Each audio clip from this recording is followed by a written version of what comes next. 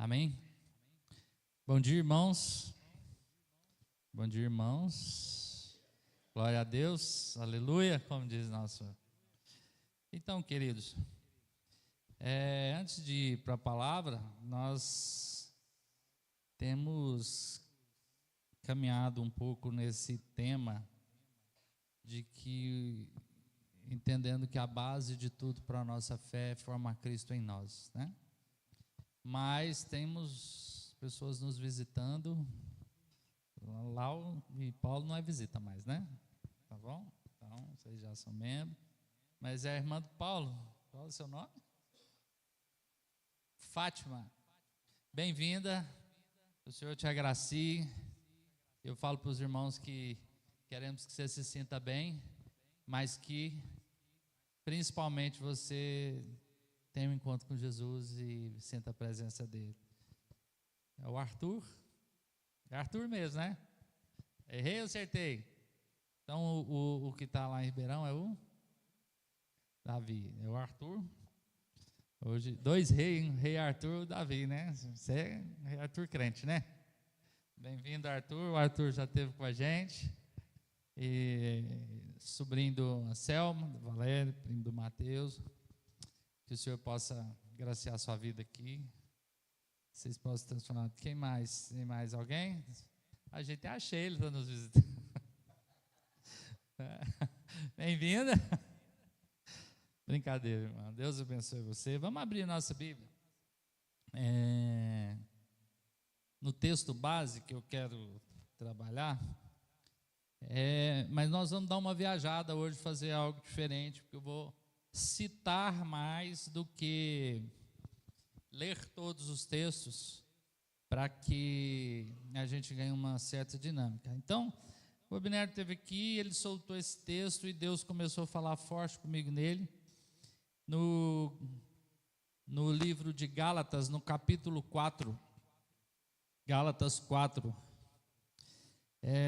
18 e 19, ele fala: é bom ser sempre zeloso pelo bem, e não apenas quando eu estou com vocês. Então, Paulo está falando por nós, apesar dele nunca ter estado aqui. Tem o nosso Paulo ali, Manuel, o apóstolo, que escreveu, né? Ele está conosco, né? Mas ele mandou essa carta, e se chegou até nós é porque é para nós. Amém, queridos? E não apenas quando estou com vocês, meus filhos, por quem de novo estou sofrendo dores de parto, até que Cristo seja formado em vocês. Então, esse tema nós temos caminhado, porque nesse dia, quando nós ouvimos essa ministração, comecei a perceber que esse é o princípio central, esse é o início de todas as coisas, porque se o propósito de Deus é nos transformar em mais semelhança de Cristo, é porque sem sermos essa imagem e semelhança de Cristo, e sem sermos transformados, e se Cristo não for formado em nós, jamais nós viveremos a fé cristã de forma genuína, poderosa e plena, porque para nós e para a nossa natureza isso é impossível. Você crê nisso? Dá para ir, Anselmo? Sem Cristo ser formado em nós, você consegue? Você é mais maduro, mais gente boa, assim. Hã? Não dá para chegar a lugar nenhum. Então, nós enxergamos isso, que Deus está falando nesses dias, porque o alvo é Cristo ser formado em nós. Ah, mas a igreja está uma desordem, as coisas estão bagunçadas, olha como é que está aí fora, os tanto de absurdo. Por que tem esse tanto de absurdo?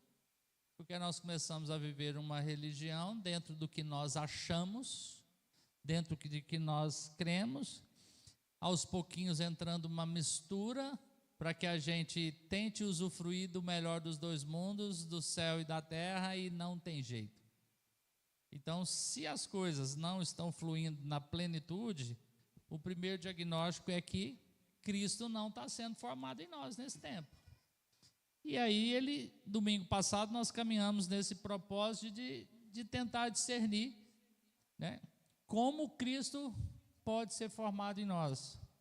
Então, nós compartilhamos que o primeiro ponto é o novo nascimento. é preciso nascer de novo. E o Evangelho, então, não veio para te consertar. A cruz não veio para fazer ajustes. A cruz veio para matar a velha natureza, mas com uma proposta de uma ressurreição de uma nova vida. O problema, irmãos, é que o pecado deixou a gente doido. Que a gente ainda ama algumas coisas dessa vida antiga. Parece que tem algum benefício. Mas quando a gente vai para a Bíblia, Paulo fala que o viver é Cristo, morrer é lucro. Então nós precisamos ganhar esse entendimento que é uma revelação que vem de Deus. A gente não vai conseguir isso por nós mesmos. Então o primeiro ponto é o novo nascimento, numa relação pessoal com Deus. O segundo ponto que eu falei aqui, uma vez que nós nascemos de novo, nós recebemos uma nova identidade em Cristo. E o nascer de novo não é que você perdeu a sua identidade. Nascer de novo significa que você estava vivendo quem você não foi criado para viver e Deus te restaura a sua verdadeira identidade. Isso é maravilhoso. E a gente precisa que o Espírito Santo nos socorra. E o terceiro ponto que eu falei foi sobre que tudo isso é uma obra poderosa do Espírito Santo. Quando nós nascemos de novo, recebemos uma nova identidade. O Espírito Santo habita em nós. Então nós andamos nessa fé baseado no poder do Espírito Santo, não em você. E uma vez que nós já nascemos de novo, e uma vez que nós já estamos andando, a notícia boa é que a gente não está devendo nada e que o processo já começou. Glória a Deus. Já começou. Se você está aqui hoje, se você lê a Bíblia, se nós oramos, nós conhecemos Cristo, nós temos certeza da nossa salvação em Jesus, é porque esse processo já começou. E o processo de Deus nos levar agora é nos levar à maturidade. E dentro do processo da maturidade, nós nascemos de novo em relação a Deus, nós recebemos uma nova identidade, nós somos transformados pelo Espírito, e o ponto mais intenso, que hoje eu quero ficar nisso, é Deus nos batiza no seu corpo. É impossível Cristo ser formado em nós, é impossível viver uma nova identidade, é impossível plenitude do Espírito sem estarmos aliançados, sem estarmos conectados, sem estarmos sendo governados pelo corpo de Cristo, que é a igreja. Só que o mau entendimento dessas coisas tem feito com que muitos irmãos, e uma das maiores armas de Satanás nos últimos dias, com você, qual vai ser a maior arma do inimigo? Sempre foi, de Eva até hoje, o diabo não é criativo. A Bíblia fala que os inventores de mal são os homens. Então, assim, o diabo não é criativo para o mal. Ele tem uma arma, qual é? Um de cada vez para não bagunçar? O engano. E um dos grandes enganos dos nossos dias é muitos cristãos desigrejados achando que podem viver sem uma relação íntima, viver uma relação íntima com Deus sem estar vivendo uma relação no corpo. Amém, Paulo? Pastor também. Então eu queria caminhar um pouco aqui, fazendo um paralelo que eu fui traçando, de nós enxergarmos, talvez se eu consiga trazer uma progressão na nossa fé. Isso é tão sério porque você pode ter uma experiência com Deus sozinho. João 3,36 diz que nós nascemos de novo. Então, um novo nascimento, nós nascemos do Espírito. Você e Deus, num encontro íntimo, numa relação íntima, numa decisão pessoal. Mas você é batizado no corpo, para que você possa viver esse novo nascimento. Então, quer dizer que nem para nascer de novo, ninguém nasce sozinho. Gente carnal não nasce sozinho. Da onde que eu tiro essa base? 1 Coríntios 12, 13, quero trabalhar, fala muito sobre isso, que nós somos batizados no corpo. Pois em um só Espírito todos fomos batizados em um só corpo, quer judeus, quer grego, quer escravo, quer livres, e a todos nós foi dado beber de um só Espírito. Então, para eu nascer de novo, mas sobreviver e amadurecer, eu preciso ser batizado no corpo. Eu nasço de novo na minha relação com Deus e na minha relação com o corpo. Quer uma prova disso? Para mim, a prova clara que Deus deixa muito forte isso é em Atos 10. Cornélio, um homem que tinha um excelente testemunho, um bom comportamento, um caráter ilibado, que esse homem atraiu Deus. Os jejuns, as orações, o coração, a entrega, que Deus manda um anjo para falar com ele. E fala: Cornélio, Deus está satisfeito com o seu coração, Deus está amando o que você está fazendo, Deus está recebendo suas orações, Deus está recebendo suas ofertas, mas você quer nascer de novo? Você faz o seguinte, você manda chamar Pedro, Simão, Pedro no curtidor, porque ele vai te pregar o evangelho, ele vai te batizar, e aí você vai se tornar filho. Então, na nossa relação com Deus, nós nascemos do Espírito, mas no corpo de Cristo nós somos batizados para ser parte de uma família e para sermos órgãos vivos para Deus movimentar. Ninguém experimenta a vida plena da fé sem estar ativo, vivo, coordenado, andando no corpo. Amém, irmão? Segundo ponto, nós falamos de receber uma nova identidade. Nós nos tornamos filhos de Deus. Em João 1, 12, 13 diz que quando nós recebemos a Cristo, nós recebemos o poder de sermos feitos filhos de Deus. Mas, em Efésios 2, 19, Romanos 2, 5, diz que quando nós nos tornamos filhos de Deus, nós somos batizados nas famílias de Deus e nós nos tornamos não só filhos. Deixa eu contar um segredo para você, irmão. O filho único que Deus teve foi só Jesus. Então você não é filho único. Lá em casa tem uma dessa, né? O Esteve. Tem o caçula, que é o Pedro, e é o que acho que nasceu mais livre. E aí tem uma que o Pedro sai andando assim, você fala assim: ô pai, lembra aquele menino ali que ele não é filho único, não? Que tem mais gente na casa.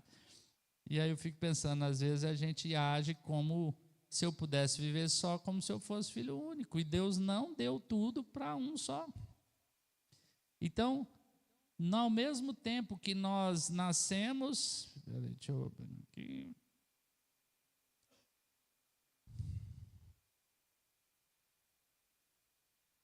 Ao mesmo tempo que nós nascemos do Espírito, nós também nos tornamos membros de uma família, membros uns dos outros. E às vezes muita coisa que muita gente está sofrendo, está ralando sozinho, que às vezes não tem tempo de estar no corpo, ele está perdendo o recurso, porque o recurso dele está na presença de Deus. Às vezes o recurso que você precisa para a direção, para a cura, está na mão de alguém aqui. A bênção que você precisa. Se eu chamar gente para testemunhar aqui, tem um monte de gente. A irmã estava precisando de uma mesa, aí estava chorando, eu precisaria tanto, chegou aqui, compartilhou, e tinha um outro irmão que tinha uma mesa, e deu a mesa, e quase que a gente faz um velório de emoção, de infarto. Estou trazendo algo bem banal, mas se Deus se preocupa com a mesa, pensa no que não é poderoso, real. E a gente não sabia quem que a gente segurava e fazia a massagem cardíaca, nem quem recebeu e nem quem doou, porque um ficou alegre porque recebeu, o outro ficou alegre com a alegria do irmão e por ter sido usado por Deus. Isso é vida, isso é poder, isso é ser um que vai mostrar Cristo ao mundo. Amém, irmãos? Então, nós recebemos uma nova identidade e nos tornamos parte de uma família. Uma das características da sua nova identidade é Cristo, é porque você é parte dessa família. E se você desconecta dessa família, essa identidade não vai ser plena. Eu não estou falando de salvação, querido. Salvação é um ponto resolvido, está na cruz, Deus já nos deu a salvação, está paga. Vamos parar de ficar perdendo tempo, preocupado se a gente está salvo, se não está salvo, se perde, se não perde. Se você está salvo, vamos viver o fruto que a salvação está te trazendo e qual é o propósito que tem de vida prática com a salvação que você alcançou. Amém? E isso vai trazer leveza na fé, porque você vai ter o entendimento que você não tem que ficar vivendo tenso com Deus, que eu estou salvo, não estou salvo. Vai viver que Deus te alcançou e te chamou para uma grande obra, e isso é um grande privilégio, e eu não vou perder meu tempo com as coisas terrenas. Não é tão simples, mas é só no poder do Espírito. Agora eu quero te contar que o Espírito Santo é o maior poder de todo o universo, e para ele é simples. Para nós é impossível. Para Deus é bom.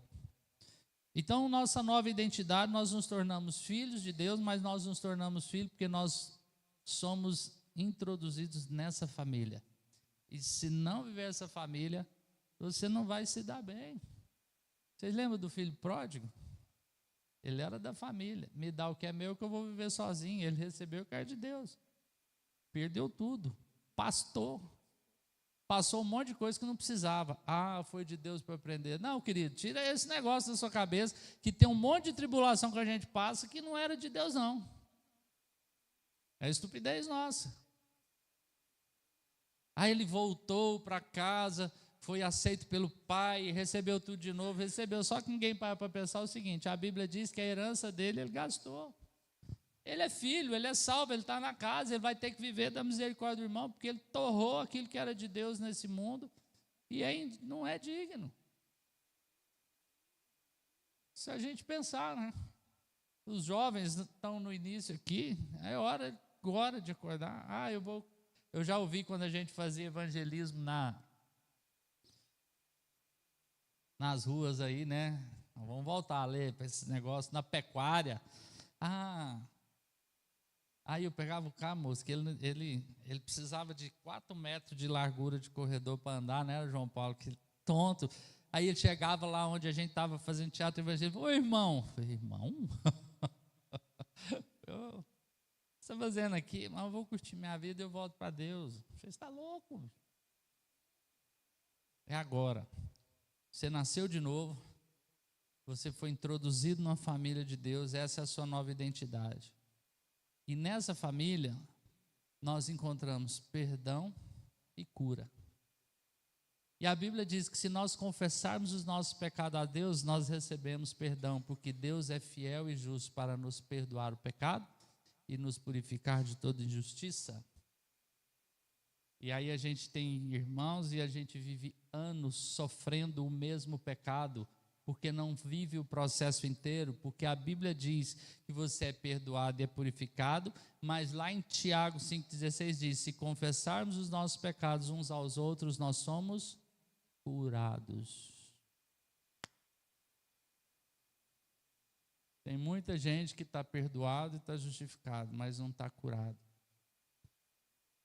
Esses dias eu estava lá em casa indignado, aí eu falando para quem, falei, peraí, acho que era a Beca, né, que estava conosco, falei, eu estou injuriado com esses negócios, porque a gente vai, prega o evangelho, o cara entrega a vida para Jesus, a onda agora parece que tudo virou o aspecto da sexualidade, da homossexualidade, tem as drogas, tem um monte de pecado de hétero que está por baixo do tapete, que vai te levar para o inferno do mesmo jeito. Então a gente tem que sair dessas classificação.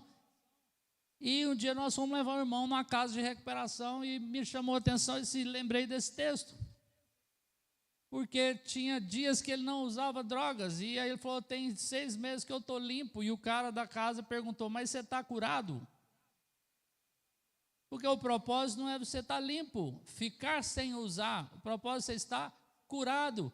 E a gente fala, o evangelho é o poder de Deus para a salvação de todo aquele que crê. E aí a pessoa vem, entrega a vida de Jesus, eu estou salvo, o evangelho estou liberto. Mas essas tendências aí você vai ter a vida inteira, você vai lutar com ela. E o assunto da nova criatura, que as coisas velhas ficaram para trás? Por que a gente tem que estar sempre refém do medo, da tentação, das batalhas carnais? Porque nós estamos vivendo um evangelho individualista sem entender o corpo, porque o corpo tem cura. Na igreja tem cura. O problema é sexualidade. Um dia a pessoa perguntou: você acredita em ex? Vou falar o nome correto, né? Você acredita em ex-gay? Eu falei: não. Mas você não é pastor, não prega restauração? Até, eu sou. Esse negócio vai para a internet, né? Vocês me visitam na cadeia. Aí, isso é uma tia psicóloga. Eu falei: não, acredito não. Aí, tá vendo? Eu sei que é pastor, que vê esse negócio de... Eu falei: não. Eu falei: tem uma restauração. Eu só acredito em quê? Eu falei: acredito em ex-homem. Porque ele não nasceu homossexual. Ele nasceu homem. Se desviou no caminho. Gente, o Espírito Santo dá esses treinos na hora, né? Porque não foi muito pensado. E aí, quando ele encontra Deus, ele é restaurado à verdadeira identidade dele, que é homem. Então, se você vê alguém com problema de sexualidade, ele é um ex-homem que precisa ser restaurado a ser homem, a ser mulher. O cara que vive nas drogas, ele pode ser liberto e pode não ter tentação. Por que alguns conseguem, outros não conseguem? Não é isso. E eu não estou querendo dizer que tem um processo, estou querendo dizer que a vida no corpo mostra e me dá uma promessa. Isso aqui não é um problema, isso aqui é uma promessa. Se confessarmos nossos pecados a Deus, Deus nos perdoa os pecados, nos purifica de injustiça. Mas se nós confessarmos nossos pecados uns aos outros, nós somos curados. E para que eu possa confessar pecado uns aos outros, eu preciso de um ambiente de segurança, eu preciso ser parte, eu preciso ter relacionamento, eu preciso ter comunhão. Muita gente está ferida porque lê esse texto e quer sair confessando na ideia de que vai sair tomando um remédio, fica curado, e aí faz a coisa certa do jeito errado, e aí se frustra e está machucado, e hoje está fora da igreja, e está até às vezes nas prostituições. Eu preciso de ter relacionamento, eu preciso ter comunhão, eu preciso me sentir parte, eu sou dessa família, eu posso abrir o coração, e abrindo o coração eu sei que eu vou ser cuidado, repreendido, admoestado, vou ser corrigido, e aí eu sou curado. Deus nos chamou porque Ele quer nos prometer uma cura. Isso é ser nova natureza. Se alguém está em Cristo, é nova criatura, as coisas velhas passaram, eis que tudo se faz novo. Você era de uma família de mundo, sanguínea, hoje você é parte da família de Deus, e nessa família de Deus, se você entender o princípio de que é vida, é parte, investir no relacionamento, na intimidade, na comunhão, nós vamos achar um ambiente seguro. Deus vai trazer alguém, porque também não é para ser irresponsável, sair falando tudo, para que você possa confessar o seu pecado, arrumar um escudo de oração, arrumar um protetor que vai falar na sua vida, vai cuidar de você, vai te vigiar o dia todo, para você ser liberto e viver plenitude de vida em Cristo. Isso é no corpo. Então, é assim que Cristo é formado em nós. Cristo não é formado em nós num processo de nos levar à santidade. Então, não basta ser frequentador, não basta ser na igreja. Eu estou na casa de Bergadão, estou fazendo tudo certinho. Não, meu irmão, nós vamos ter que dar um passo à frente e entrar numa relação com Deus, com o irmão. As casas de Bergadão é onde a gente deixa de ser frequentador de reunião para ser parte da família de Deus. E é onde essas possibilidades de sermos curados. Então, nós nascemos de novo, nós temos crescimento espiritual, nós somos perdoados e nós temos crescimento espiritual. O Espírito Santo nos transforma à imagem de Cristo. Mas Efésios 4, 11, 16 diz que Deus separou apóstolos, outros para profetas, outros para pastores e mestres, outros para evangelistas, com vistas ao aperfeiçoamento dos santos. 1 Coríntios 12 fala aqui para nós, 13, ele fala: porque também o corpo não é um só membro, mas muitos. Se o pé disser: por que eu não sou mão, eu não sou corpo, nem por isso deixa de ser corpo. Se o ouvido disser: por que não sou olho, eu não sou corpo, nem por isso deixa de ser corpo. Se todo o corpo fosse olho, onde estaria o ouvido? Se todo ele fosse ouvido, onde estaria o olfato? Mas Deus dispôs os membros, colocando cada um deles no corpo como Ele quis. Se todos, porém, fossem um só membro, onde estaria o corpo? O certo é que há muitos membros, mas um só corpo. Aí você pensa: não, mas eu estou sozinho. Você cria um dano no corpo. Vamos partir do princípio que você é o ouvido, então você precisa do corpo, porque senão você vai necrosar. Mas o corpo vai ser lesado, porque ele precisa do ouvido. Você é parte. Você é vivo. Tem uma função. Cada um de nós. Então, se a pessoa está fora, ela deixa de usufruir. Mas quando ela está fora, ela deixa de usufruir, mas ela também deixa de abençoar. Faz falta. Tem uma função. Se você é um dedo e for cortado, você vai morrer. Mas vai fazer falta para o corpo. Vai mutilar. E eu vejo pessoas falando assim, sou eu e Deus. Vocês, assim, eu não sei se vocês são igual eu, que fica, quando eu estou lendo, eu fico visual, viajando.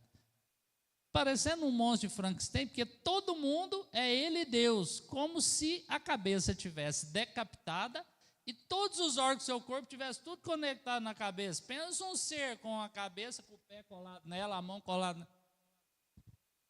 Não funciona. É ineficaz. É morte. A gente ri por causa de uma alegoria, mas é sério. Porque isso é uma enfermidade. Então, irmãos, o nosso crescimento espiritual é com a nossa vida individual, onde eu me desgasto, onde eu invisto meu tempo na minha comunhão individual com Deus, e nessa individual o Espírito Santo vai me transformando à imagem de Cristo. Mas nós somos edificados mutuamente para nos tornarmos maduros no corpo. Então tem muita gente que às vezes quer ser a imagem de Cristo e ela para. Já viu? A gente para, parece que a gente vem assim num gás e para. Porque esse entendimento de que é importante é eu e o Cristo e eu não preciso da vida de corpo. Isso é maligno. Para mim, esse tem sido nos últimos dias um dos maiores enganos do diabo. Não, mas eu estou aqui dentro. Mas se é superficial, frequentador, eu não enxergo meu papel, você está no mesmo engano. Talvez até mais perigoso. Porque não tem nada mais perigoso do que alguém achar que está certo e está errado. Pensou? Você acha que está salvo? Não está. Que surpresa ruim. Então, irmãos, nós precisamos ser sóbrios. E sabe o que é bacana? Deus nos deu o privilégio de estar aqui, porque Cristo está sendo formado em nós, nós temos o Espírito Santo e nós temos um ambiente de família. Acho que eu estava conversando com a Milene ali, o pessoal fala das igrejas superficiais, um monte de movimento. E aqui parece que é cansativo, a gente briga, a gente cofa, gente, relacionamento, nós somos bons, né? Briga, fica com raiva, pede perdão, não quer ver, aí passa uns meses, aí volta, irmão, vem cá, que bom, família, ninguém está dizendo que isso aqui vai ser um mundo sem, Jesus nunca prometeu um mundo sem dores, ele fez uma promessa para nós, no mundo tereis aflições, mas tem de bom ânimo, eu venci o mundo, não é para nós vencermos o mundo, é para nós andarmos na vitória que ele venceu o mundo. Mas a Bíblia diz que ele é o cabeça de um corpo e toda a autoridade para vencer o mundo ele deu ao seu corpo. Então, você é parte de um processo. Não se deixe ser roubado, espoliado, para perder a plenitude de vida e comer migalha. Não é para você, não é para nós. Nós experimentando crescimento espiritual. Quando Cristo é formado para nós, nós experimentamos santificação. A Bíblia diz que Deus disciplina e santifica os seus filhos. Quando nós estamos na mão de Deus. Mas para Ele fazer isso, em Hebreus 3:13, Ele diz que nós devemos ser exortados diariamente para que ninguém endureça o seu coração.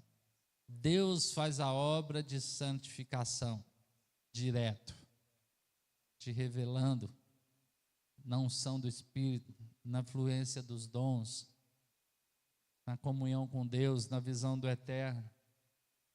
Mas Deus usa os irmãos para guardar o nosso coração. Esses dias eu achei um negócio muito interessante. Eu vi um bannerzinho. Jesus, meus irmãos. Jesus.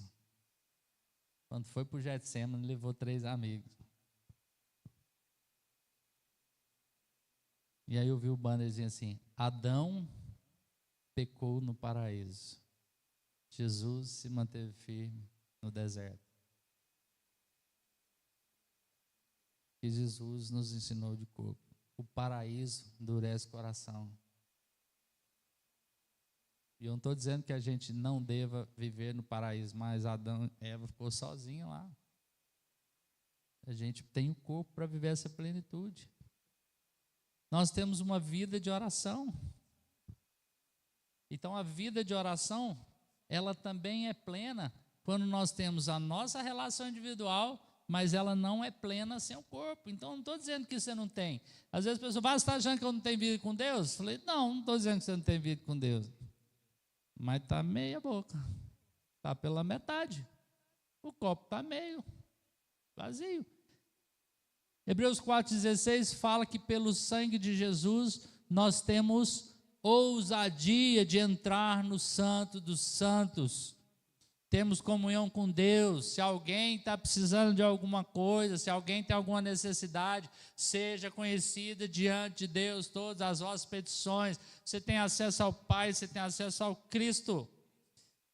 Mas Tiago 5,16 diz: se alguém está enfermo, se alguém está numa luta, chame os presbíteros, chame a igreja, ore por ele. A oração da fé curará o enfermo. Nós entramos na presença de Deus numa relação íntima e confortadora, de graça, de plenitude, de acharmos quem nós somos, do sangue de Cristo, mas nós oramos uns pelos outros por fortalecimento, cura, restauração, e poder é manifestado no corpo, porque nós não temos estrutura para viver essas coisas sozinho.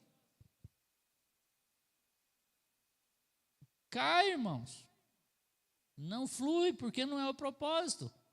Então tudo que eu vivo sozinho é a metade do projeto daquilo que eu vivo no corpo. Então você pode entrar na presença de Deus e Deus fala com você, mas o poder daquilo que você está recebendo lá na presença de Deus, ele vai ser manifestado no corpo. Você tem dom de cura, para que você vai ter se você está orando e é você e Deus e está sozinho e não está vendo de igreja? Você vai usar isso com quem?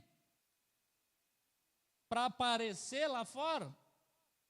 Deus não deu os dons para a gente aparecer, para a gente se sentir bem. A Bíblia diz que Deus deu o dom para aperfeiçoamento do corpo. Mas se você é um órgão que não está conectado ao corpo, você não vai fazer a sua função. Então, esse processo de Cristo ser formado em nós está sendo formado no corpo. A vida de oração vai fluir, porque a palavra nos diz que nós precisamos da oração individual e da oração coletiva. E aqui a gente já falou muito sobre isso. O amor cristão, Romanos 5,5 diz que nós recebemos o amor de Deus uns pelos outros, mas nós demonstramos esse amor no corpo, servindo uns aos outros. Como é que você vai amar alguém, irmão, se a vida é eu e Deus, ou se é superficial? Tem jeito. Nós maridos e nós mulheres, a pessoa que nós mais amamos é o cônjuge. Pode até falar que não, mas é. A psicologia diz que não existe nenhum estresse maior do que a viuvez. Estava vendo esse dia, é maior do que às vezes perder um filho? Maior. Você acredita que às vezes a viuvez ou um divórcio gera um dano maior do que às vezes a pessoa perder um filho? Por quê? Porque com um filho, com os outros, você não é uma só carne. Às vezes nós estamos entendendo errado o que é o amor e o mundo está te ensinando. Acho que a Kelly estava ouvindo uma ministração do irmão César. Aí quando eu entrei lá na cozinha, eu só vi assim: Essas irmãs precisam acordar que fica assistindo filme de romance, que não vai acontecer nada na vida dela, ela está acabando com os casamentos dela. Para com essas coisas. Você está colocando na sua cabeça, com essas coisas fantasiosas de internet, aquilo que Deus não tem para você. E o que você alimenta a sua cabeça é aquilo que você vai ter expectativa. Glória a Deus, né, meu bem? Foi para quando casou comigo, tinha um Gol preto, nem cavalo branco tinha, nem o cara era branco, para ver que a vida era dura. Então, o amor cristão não é fantasioso, é sóbrio, resolve as coisas.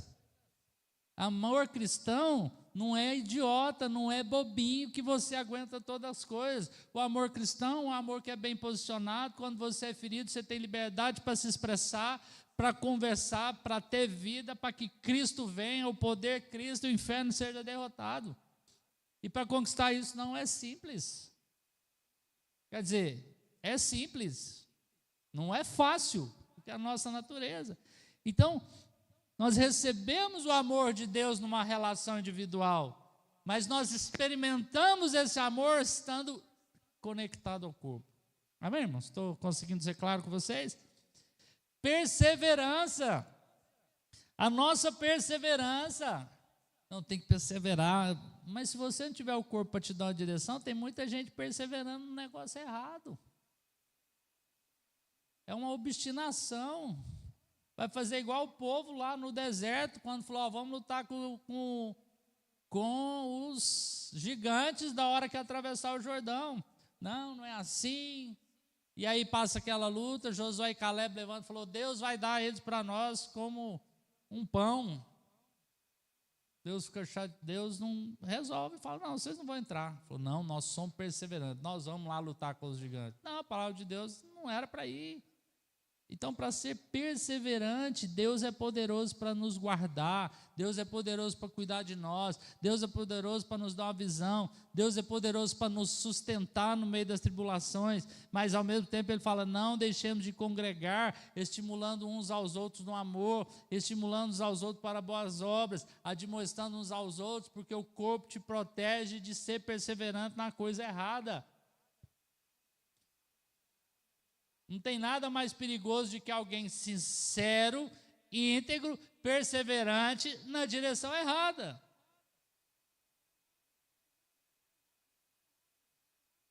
E quando você é sincero, perseverante, íntegro, vivendo isolado, dentro da sua cabeça na direção errada, quanto melhor você for, mais longe você vai ficar do que é o objetivo. Vou morar com o Carlos e a Milene, eles estão indo para São Paulo. Então, eles estão com um carro bom, abastecido. Os 2 motoristas são bons. Mas se eles vão estar na BR-153, mas se eles pegam para Brasília ao invés de São Paulo, quanto melhor ele for, quanto mais recurso tiver, mais longe ele vai ficar. Quem que nos preserva disso? É o corpo. Mas tem que estar ligado. Eu quero servir a Deus, fazer a vontade de Deus. Amém. Aqui Paulo fala que ele deu dons a cada um. Uns dons de profecia, outros dons para governar, outros dons de hospitalidade. Mas se eu não estou vivo num comprometimento, no movimento que Deus está fazendo no corpo de Cristo, você vai servir Deus como? Vou servir lá fora. Cada membro coopera com todo o corpo de acordo com o que Deus deu para você, para que você flua dessa forma. Se todo o corpo fosse olho, onde estaria o ouvido? Se todo fosse ouvido, onde estaria o olfato? Você é parte de um corpo para servir esse corpo. O ouvido serve para nos dar segurança, proteção.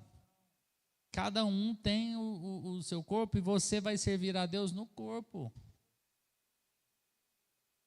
Você fala, mas Deus abençoava lá fora. Jesus curou um monte de gente lá fora. Você dá esmola para os outros que estão lá fora, você faz ação social, isso não quer servir a Deus. Se nós olharmos catecistas, dão um show em nós do que é filantropia, do que é servir os outros, mas servindo a Deus. Muitas pessoas fazem muitas boas obras servindo a si mesmo, não há necessidade de autoafirmação, não há necessidade de fazer o bem. Eu quero te dizer que o bem vem da árvore do conhecimento do bem e do mal. Nós fomos chamados para levar vida. Vida. Cristo é a vida. Nós fomos chamados para levar salvação. Nós fomos chamados para levar edificação, libertação. Não para fazer o bem. Agora essas outras coisas todas são bens. Amém? Mas nós precisamos entender isso. Então, para que flua isso, eu tenho que estar no corpo. Plenitude. Romanos 8, 29 diz que nós somos chamados a ser conformados à visão de Cristo, a sermos o corpo de Cristo. Mas Efésios 4, 13, olha só. Efésios 4, cadê? Efésios 4, 13 fala, olha, até que todos cheguemos à unidade da fé. Ah, irmãos, nós precisamos ter essa unidade, e essa unidade ela é construída, não é paz de mágica. Até que todos cheguemos à unidade da fé, do pleno conhecimento do Filho de Deus. Não tem a possibilidade de alguém ter um pleno conhecimento de Cristo vivendo uma vida superficial do corpo. Não, o Senhor que está falando, está aqui. Até que todos chegamos na fé do pleno conhecimento do Filho de Deus, ao estado de pessoa madura, à medida da estatura da plenitude de Cristo, para que não sejamos como crianças, arrastados. Olha o que está acontecendo hoje. Não sejamos como crianças, arrastados pelas ondas e levados de um lado por outro, por qualquer vento de doutrina, pela artimanha das pessoas, pela astúcia com que induzem ao erro, mas seguindo a verdade em amor, cresçamos em tudo naquele que é a cabeça, Cristo, de quem todo o corpo, bem ajustado, consolidado pelo auxílio de todas as juntas, segundo a justa cooperação de cada parte, efetua o seu próprio crescimento para a edificação de si mesmo em amor.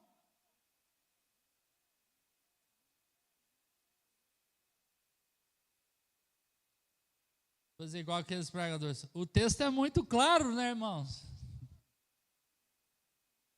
A gente senta com os irmãos e o povo fica aí. Que tanto de vídeo que às vezes eu recebo. Olha isso que a pessoa falou dentro da internet. Olha isso. Isso está certo? Isso está errado? Alguns chegam e falam assim, é pecado? Eu falo, é. Mas nem perguntei o que era. Mas a abertura já mostra que a intenção está ruim. Mas Deus está dizendo que nós temos uma plenitude da relação com o outro. Mas a Bíblia diz para que todos cheguemos à unidade da fé. Não vai ter maturidade sem unidade. A unidade da fé. Não tem pleno conhecimento do Filho de Deus. E ninguém quer ficar aqui. Não é possível, irmãos. É para nós de ter acesso. Isso aqui é possível. É possível esse pleno conhecimento. É promessa. A gente contentar com o mínimo. Do pleno conhecimento do Filho de Deus, ao estado de pessoa madura, à medida da estatura, da plenitude de Cristo. Viver nessa terra com a estatura de Jesus não é algo impossível, não é uma coisa assim fenomenal, é um chamado para nós como igreja, é uma promessa que nós conseguimos pelo Espírito, e muitos estão passando fome, vivendo muitas coisas que não precisariam, porque não tem usufruído da unidade da fé, não está maduro, tem sido enredado como criança por um monte de vento de doutrina. A gente tem visto assim, quantos cristãos fazendo umas viradas malucas, enredado. E essas coisas elas não são assim, de uma vez. O diabo não vem e mente para você, não. Sai daí da igreja, porque esse povo está tudo, vai para outro lugar. Começa a pôr dúvida. Uai, Eva, não foi assim que Deus falou? Você pode comer de tudo? Então, essa igreja não concorda com isso não, porque essa igreja quer te dominar. Ô Jesus, você é filho de Deus mesmo? Se você é filho de Deus, anda por aqui. Quem levou a pessoa o alto para prometer para ele que ia dar os melhores tesouros da terra para ele foi o diabo. Deus nos prometeu que vai nos levar a uma plenitude de vida, que são tesouros muito maiores do que esses da terra. O problema é que a gente parece que a nossa cegueira não nos deixa enxergar que o que Deus tem é muito mais rico, é muito maior, o ouro é mais puro. O dinheiro não acaba, multiplica, você não gasta sua energia para ficar tentando segurar, administrar. Deus, o banco de Deus é infinito.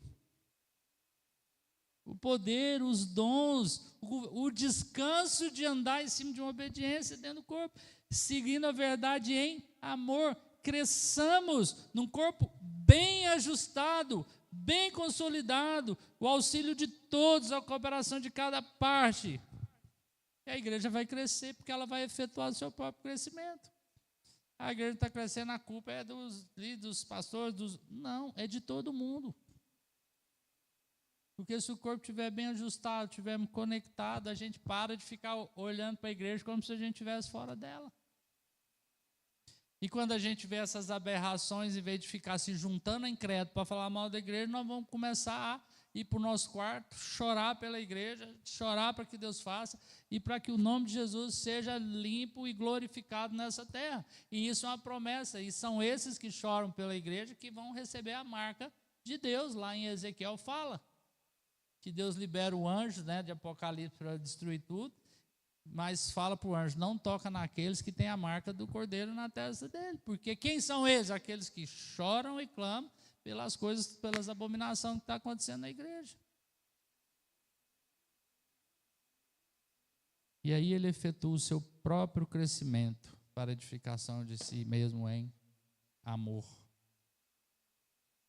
Há um chamado para Cristo ser formado em nós. Esse processo já começou. Você já nasceu de novo. Você já recebeu o Espírito Santo. Você já ganhou uma nova identidade. Se isso não está claro para você, nós vamos estar orando para que Deus faça isso essa manhã e fique muito nítido para você. E agora é nós enxergarmos qual é a minha parte no corpo para que eu me lance de todo o meu coração, todo o corpo, toda a alma, para de ficar nas periferias, para que eu comece a experimentar da plenitude de Cristo, para que eu comece a experimentar da maturidade, para que eu comece a ser guardado.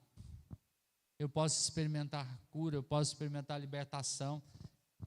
E enquanto eu estou nas minhas batalhas com as velhas naturezas, eu tenho gente me protegendo, ou eu estou protegendo alguém. Porque esse é um chamado de Deus, Cristo formado em nós, no corpo. No corpo. Nós precisamos preparar o nosso coração, porque eu creio que Deus vai fazer uma obra nessa casa, Deus vai trazer a gente para cá. E nós vamos ter que estar com isso muito bem claro no nosso coração para acolher quem está chegando e trazer para dentro do corpo. Nós precisamos ter um fígado funcionando bem, para tirar as impurezas. Um coração que bombeia o sangue, que gera comunhão pastoral, músculos que fazem um trabalho. Isso é no corpo. E quando eu falo isso, não estou falando daqui da Bethesda só de instituição, estou falando de relações de aliança. Então presta atenção, para que esse corpo flua, nós não estamos falando de prédio, nós não estamos falando de denominação, nós não estamos falando de grupo, nós estamos falando de relações de aliança. Relacionamentos verdadeiros em amor. Eu vou falar relacionamento íntimo, porque não adianta eu falar, a gente vai ter relacionamento. Não, irmão, vai ter que ser construído. Nós temos um caminho para andar, ser construído. Eu preciso ter revelação do princípio de Deus para que o poder de Deus seja liberado nesse corpo para acontecer aquilo que a gente fala. Porque senão a gente vai ficar com um desejo, e Deus não opera em desejo, Deus opera no princípio. E é vontade de Deus. A Bíblia fala que Deus quer operar em nós com poder. A Bíblia fala que nós vamos receber poder de Deus para ser testemunha dele nessa terra. E o maior poder de Deus para ser testemunha nessa terra é juntar dois crentes para ter um só coração somente. Porque a Bíblia fala, quando vocês forem um, o mundo verá. O que vai manifestar esse poder de Deus testemunha lá fora é nós sermos um. Não é eloquência de pregação só. Mas quando a pessoa olhar para a igreja e falar assim, ali tem vida, eu quero isso. E nós estamos vendo um monte de gente que estão desigrejados, que Deus vai trazer esse povo de volta, porque eles estão cansados da superficialidade. E que a gente não vai salvar o mundo inteiro, mas se a gente tiver uma semente e no nosso quintal a gente conseguir fazer essa árvore dar fruto, eu tenho certeza que nós vamos experimentar coisas que eu não sei te dizer, mas que vai ser poderosa em Deus. Amém, irmãos?